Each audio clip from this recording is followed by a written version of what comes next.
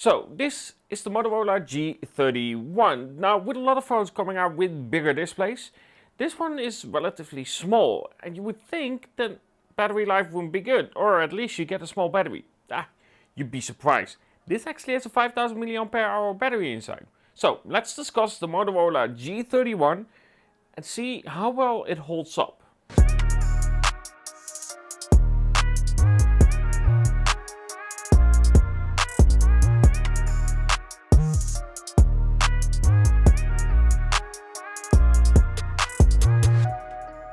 So, this is the Motorola G31, one of the latest devices from Motorola, and there's a decent amount to talk about. But before we start, let's talk about price, and for the fun of it, add the Motorola G51 here quickly as well, because the experience is very similar. And in terms of specs, it's also quite similar. The Motorola G31 is available from €220 at the time of recording, where the Motorola G51 you can get that from €250 at the time of recording as well. But there is a difference in terms of memory. While both come with 4GB of RAM, granted I think this is too little, the G31 has 128GB of internal memory, where the Motorola G51 has 64GB of internal memory. Even though somewhere you should be able to get the 64GB version of the G31 as well, here in the Netherlands we do not have that. However, unlike the Motorola G31, the Motorola G51 does have 5G support. So I quickly wanted to compare both of these devices because the experience is very similar, so keep that in the back of your head when you basically want one of these devices. But let's now put the focus back on the Motorola G31 and discuss the specs that come with the phone. In terms of CPU, it comes with the MediaTek Helio G85, and while in the Netherlands, as stated before, you can only get it in 128GB, there is a 64GB version available as well, somewhere. In terms of camera, you get a 15MP main sensor with a 1.8 aperture and an 8MP ultra wide. Sadly, there's also a 2MP macro sensor, and I think these should go extinct. Video recording is supported up to 1080p and 30 frames per second, and honestly that is a shame when the main sensor should clearly be able to do more when it comes to video recording.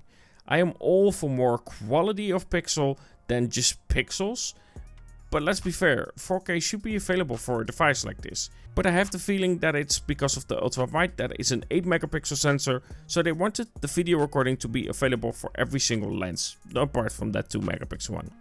The front camera is a 13MP sensor with a 2.2 aperture, and of course you get that huge 5000 mAh battery for such a small body. And of course you do get a 3.5mm headphone jack as well. And while the Motorola G31 doesn't have an official IP rating, it does have some protection in the SIM slot. Now let's begin with talking about day-to-day experience, and that begins with software. So what's good or what's bad about it? Let's start with the good. I think Motorola in general is good in terms of software experience. It's clean and mostly easy to use with a clear overview, and overall it feels like a lighter skin with of course the iconic clock for your home and lock screen. And I love having features like shaking your phone to make the flash go on, and of course flipping your phone twice for the camera to turn on. So a lovely way to quickly use both of those features.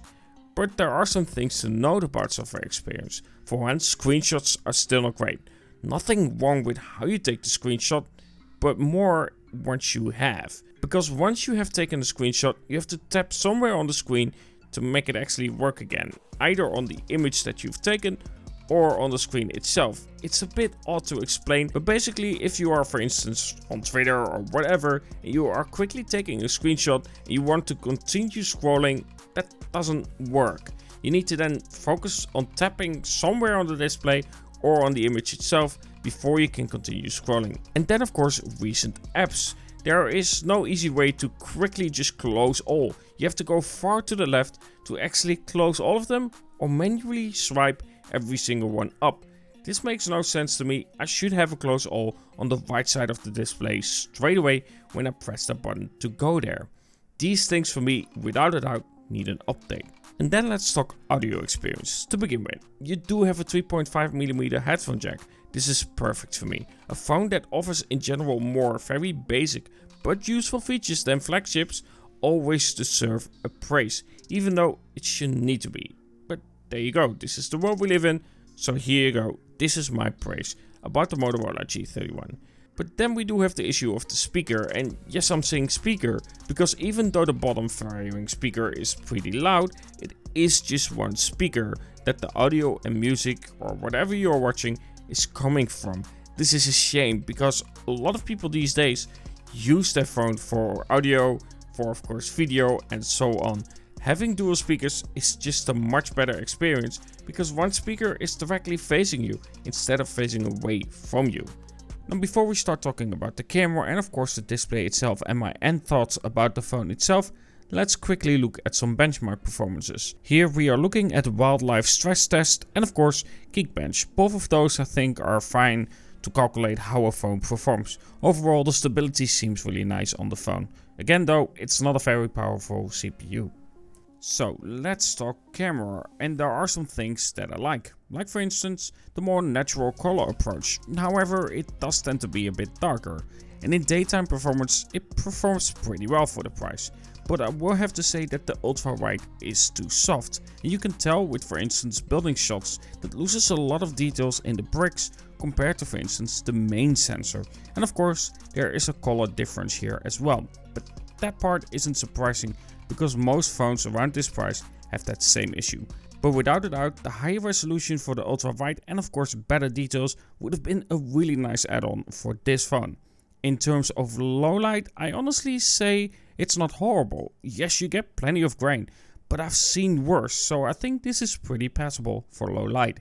Now video recording, as I stated, it has its limitations. Not only in terms of resolutions, being only able to record at 1080p and 30 frames per second, but it also looks very soft, and again this darker look. And while yes, it was a bit darker because of the weather, it wasn't like this. To end this review, let's discuss the display. There isn't much detail about it because it's just a display at the end, but we do get a 6.4 inch display. As I stated, it is an AMOLED and that's what we like to see. However, if you want a higher refresh rate, this isn't it. It's a 60Hz panel.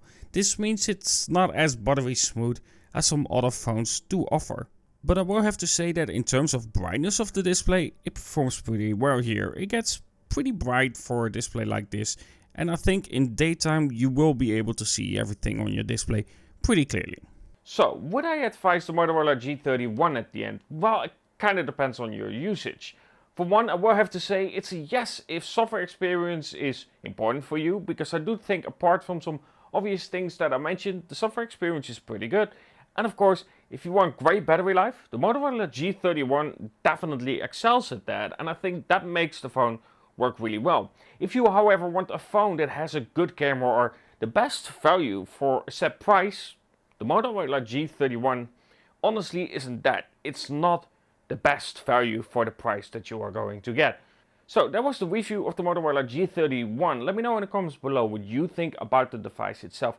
Would you buy a device like this? And if so, let me know why. Is the battery life, for instance, really important for you? And is that something that you would prefer out of a phone? Or is there something else that you find more important about a phone experience? Let me know in the comments below. And of course, don't forget to subscribe, hit like and so on. Anyway, have a good one and talk to you guys in the next.